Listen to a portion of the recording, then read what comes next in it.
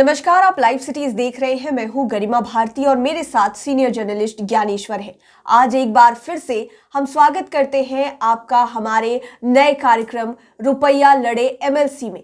और हम यहां पर चर्चा कर रहे हैं स्थानीय प्राधिकार के चुनाव की, जो कि जल्द ही बिहार में होने वाली है।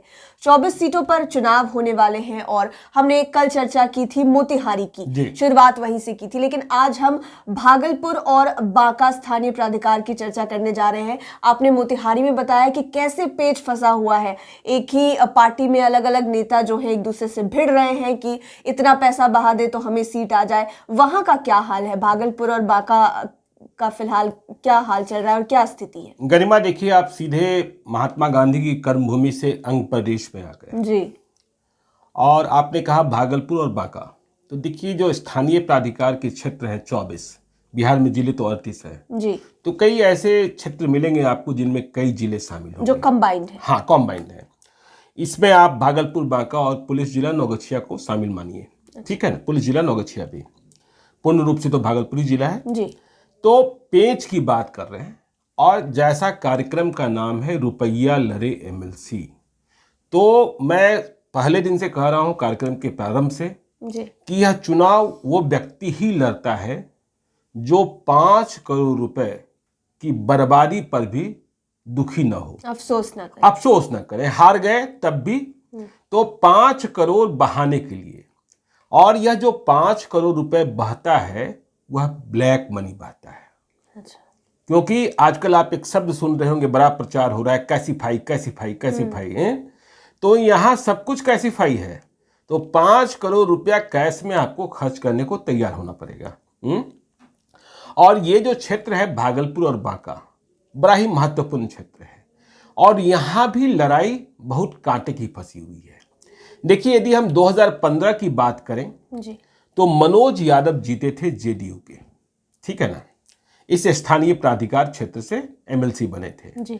लेकिन 2020 के विधानसभा चुनाव में ये बेलहर से विधायक बन गए। तो ये विधायक बन गए, इसका मतलब आप समझ सकते हैं कि इनका दबदबा उधर है जी। तो कोशिश तो पहले इनकी ये है कि हम अपनी पत्नी सिंपल यादव को चुनाव लड़ाते हैं। हर व्यक्ति इसी कोशिश में लगता है, भाई पत्नी इनके सीट नहीं छोड़नी है, परिवार के पास ही। बिल्कुल बिल्कुल, पैसा भी लगाना है, सब कुछ करना है, कोई दूसरा न चला है, क्या हो ये नहीं हो। तो इनके एक भाई संजय यादव हैं, वो आरजेडी में हैं, वो भी बड़े दमखम वाले हैं। वैसे तो वो झारखंड में विधायक रहे हैं लेकिन बांका कभी छोड़ते नहीं हैं।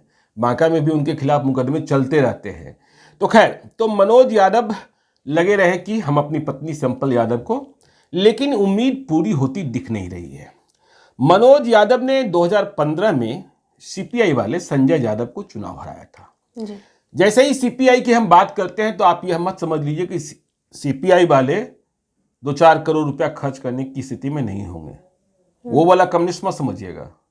देखिए, ये जो संजय यादव हैं, जो पिछले बार हारे थे, वासुदेव यादव के बेटे हैं, बड़े नेता रहे हैं, प्रतिष्ठित नेता रहे हैं वहाँ के, और इनके पास भी माल है, समझे ना। कहा जाता है 100-150 बीघा के खेतियर हैं। भागलपुर में बड़ी पोस्ट ऑफिस के पास बड़ा मकान है, ठीक है ना। और धौरैया इलाके में और उस इलाके में जहां नक्सल का दबदबा है, तो संजय यादव का जो सीपीआई वाले दबदबा है। तो माना यह जा रहा है कि जब ये चुनाव होगा 2022 में, विलंबित चुनाव हो रहा है, तो महागठबंधन का ख्याल आपको पता है, महागठबंधन का गणित भी आपको पता है कि अब उनके साथ वामपंथ है, लेफ्ट पार्टियां हैं। तो यह बात सहमति हो गई है कि ये जो सीट है भागलपुर और बांका की, वो सीट सीपीआई को दी जाएगी लड़ने के लिए। हम अपना उम्मीदवार, आरजेडी मतलब तेजस्वी यादव, अपना उम्मीदवार नहीं देंगे। लेकिन देखिए, चाहे महागठबंधन हो चाहे एनडीए हो, क्षेत्र है भागलपुर और बांका, जिला बड़ा भागलपुर, प्रमंडल भागलपुर, लेकिन उम्मीदवार भागलपुर से नहीं है।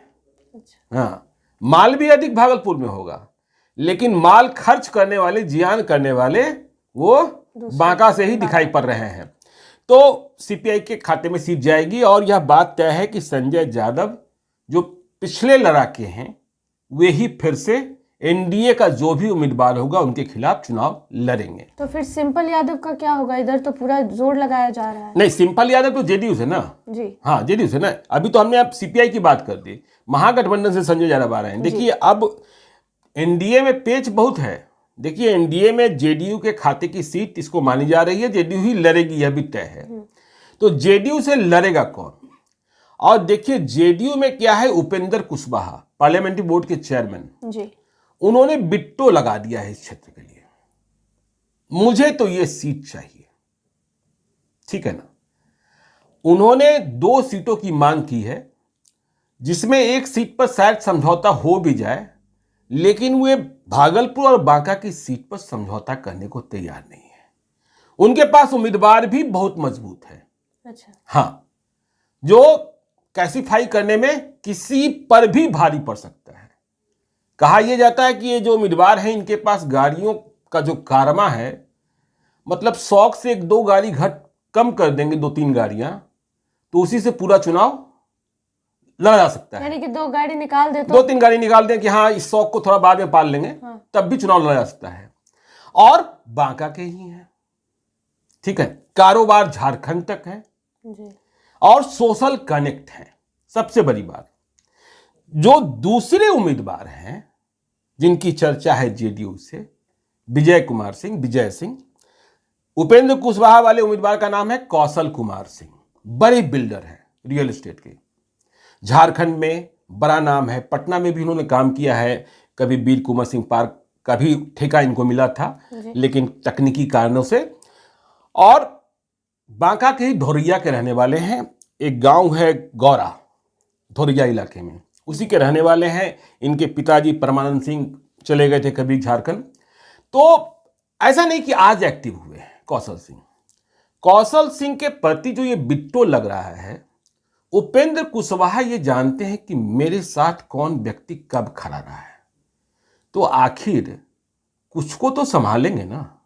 हाँ, तो उपेंद्र कुशवाहा के अलावा कभी कौशल सिंह ने दूसरी ओर देखा ही नहीं, ठीक है ना। और नीतीश कुमार का खिलाफत कभी नहीं किया। कौशल सिंह कौन सी जाति से आते हैं? राजपूत। देखिए फिर भी उपेंद्र कुशवाहा के इतने साथ। अब देखिए उपेंद्र कुशवाहा के लिए वो तड़का है ना। उपेंद्र कुशवाहा की दिलचस्पी बांका में बहुत रहती है, और उपेंद्र कुशवाहा की दिलचस्पी बांका में रहती है क्योंकि वहां कुशवाहा भी काफी हैं। अच्छा। वहां कुशवाहा भी काफी हैं, तो कुशवाहा और राजपूत यानी एक नया समीकरण हो जाएगा। देखिए जो दूसरे प्रतिद्वंदी हैं, यदि उपेंद्र कुशवाहा का समर्थन नहीं मिलेगा तो वहां कुशवाहा फिर बिगड़ सकता है। तो उपेंद्र कुशवाहा की दिलचस्पी रहती है, और जो कौशल सिंह के लिए वो बिट्टो लगा रहे हैं।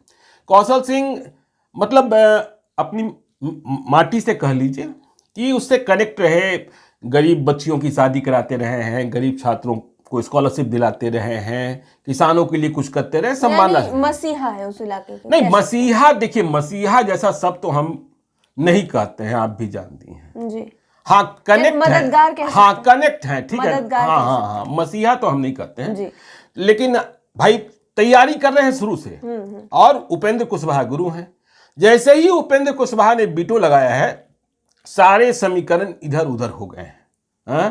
तो दूसरे उम्मीदवार कौन है यहां जेडीयू से? दूसरे उम्मीदवार हैं यहां विजय सिंह, जो बांका से नहीं आते हैं, बांका में आ रहे हैं, इंपोर्ट हो रहे हैं। अच्छा, ठीक है ना, पुराने हैं, ये आते हैं, चकाई से चुनाव लड़ते रहे हैं, यानी जमुई से। जमुई और मुंगेर में अभी जब तारापुर का चुनाव चल रहा है तब भी इनकी भूमिका दिख रही थी। लेकिन देखिए इस बात का ध्यान रखिएगा कि जमुई भले इस प्राधिकार वाले क्षेत्र में नहीं है, लेकिन जमुई और बांका बिल्कुल आपस में वो है। तो ये विजय सिंह जो है, विजय सिंह की उम्मीदवारी की चर्चा जैसे ही होती है, जमुई वाले सुमित सिंह जो 2020 के चुनाव के हीरो रहे, असली हीरो, बिल्कुल, देखिए यहां भी हम मसीहा नहीं कर रहे हैं, हीरो कह रहे हैं, इंडिपेंडेंट हाँ, इंडिपेंडेंट अकेले। हाँ, तो विजय सिंह 2020 का विधानसभा चुनाव भी लड़ना चाहते थे, जेडीयू का टिकट नहीं मिलने के बाद भी। जेडीयू का टिकट पहले तो सुमित सिंह को देने की बात हुई थी, सुमित सिंह को नहीं मिला, संजय प्रसाद को मिला जो एमएलसी थे, और तमाम जो घेराबंदी की गई कि सुमित सिंह को हरा देना है। तो विजय सिंह को भी चुनाव इसलिए नहीं लड़ने दिया गया कि तुम मत लड़ो, ठीक है ना। अभी सुमित सिंह को लड़ाने की व्यवस्था करो। तो सुमित सिंह तो उस चक्रव्यूह को भेज कर निकल गए। तो सुमित सिंह, विजय सिंह को टिकट मिलता है तो नाराज हो सकते हैं, इस बात को भी समझिए। और सुमित सिंह वहां फैक्टर हो गए। बिल्कुल। सुमित सिंह मतलब होता है नरेंद्र सिंह, जी। ठीक है ना। तो ये जो राजनीति है, इस राजनीति को लेकर बड़ा गठबंधन और पैसे की जब प्रतियोगिता होगी तो विजय सिंह पर कौशल सिंह भारी पड़ेंगे। देखिए, नेता आदमी पैसा खर्च करने में थोड़ा सा वो करता है, डोल-डाल करता है, सोचता है। हाँ। लेकिन ये कौशल सिंह तो पहले ही से पैसा खर्च कर रहे हैं, हाँ, पहले से ही पैसा खर्च कर रहे जी। हैं। और ऊपर से उपेंद्र कुशवाहा, तो उपेंद्र कुशवाहा का बीटो जो ये चुनाव में, इस प्राधिकार क्षेत्र के चुनाव में, देखिए उम्मीदवार बनने की कोशिश तो बहुत सारे लोग कर रहे थे, बीना यादव, भुवानिया, सुड्डू शाही, ऐसे लोग, तमाम लोग थे, लेकिन कोई उम्मीद अब बची नहीं रह गई है। तो सीपीआई से संजय यादव और इधर से कौशल सिंह, उपेंद्र कुशवाहा का बीटो या फिर विजय सिंह, हाँ। कैसीफाई की बात होगी, चूंकि चुनाव में रुपया लड़े एमएलसी, उसमें भारी पड़ रहे हैं कौशल सिंह। लेकिन अब टिकट का फैसला क्या होता है, देखिए इस चुनाव में इस बात का भी ध्यान रखिएगा, बड़ा ही महत्वपूर्ण, कि इस चुनाव में जो मतदाता है एक वोट नहीं देता है। यह चुनाव भी प्रेफरेंशियल चुनाव है, मतलब आप priority number 1, priority number 2, priority number, यदि उम्मीदवारों की संख्या के हिसाब से देते हैं जी। और फिर वही गणित है जो ग्रेजुएट कंस्टिट्यूंसी में है, मतगणना चलती रहती है।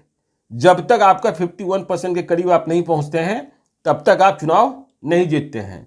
तो इसमें यह भी देखा जाता है कि कभी कभी मतलब संजोग ऐसा भी होता है कि पहली प्राथमिकता के मत हमको अधिक मिल गए, लेकिन हम जीत के करीब नहीं पहुंचे हैं, जो जीत के लिए न्यूनतम मत चाहिए। अब दूसरे प्रायोरिटी की मत है, जो दूसरी प्राथमिकता का मत है, उसकी गिनती शुरू हो जाती है। उसमें भी हिसाब किताब उल्टा पुल्टा होता है और कभी कभी ये होता है कि पहली प्राथमिकता का मत अधिक प्राप्त करने के बाद भी दूसरी प्राथमिकता का मत प्राप्त करने वाला व्यक्ति चुनाव जीत जाता है। क्योंकि ये गणित है इसमें, ठीक है ना। तो इस गणित में रुपया कौन बहाएगा और इस गणित को कौन समझेगा, तो देखना है कि उपेंद्र कुशवाहा का जो बीटो है क्या होता है। विजय सिंह के लिए भी कई लोग लगे हैं, ठीक है ना। तो क्या होता है इस चुनाव में, बहुत सारा कुछ तय होना है, उम्मीदवार से लेकर भी। जमुई पर ध्यान रखिएगा। देखिए जमुई की चर्चा हम बाद में करेंगे, जमुई में तो बहुत खेल हुआ है जी। और जमुई में बहुत निर्णायक खेल होना है। जमुई में इतना निर्णायक खेल है कि पूछिए मत। तो आज के लिए बिल्कुल, आगे हम जमुई पर चर्चा करेंगे। आज हमने बात की है बांका और भागलपुर स्थानीय प्राधिकार की, कि वहां पर किस तरह का समीकरण चल रहा है, क्या खेल होने वाले हैं, कौन कौन से उम्मीदवार जो है वो लाइन में लगे हुए हैं। लेकिन अंत में फैसला जो होगा वो आपको पता चलेगा। रुपया लड़े एमएलसी पर आप हमारे साथ बने रहिए, तमाम अपडेट्स हम आप तक पहुंचाएंगे। हमारे चैनल को सब्सक्राइब कर लीजिए। ये वीडियो फेसबुक पर देख रहे हैं तो पेज को लाइक करें, साथ ही साथ आप हमें ट्विटर पर भी फॉलो कर सकते हैं। धन्यवाद।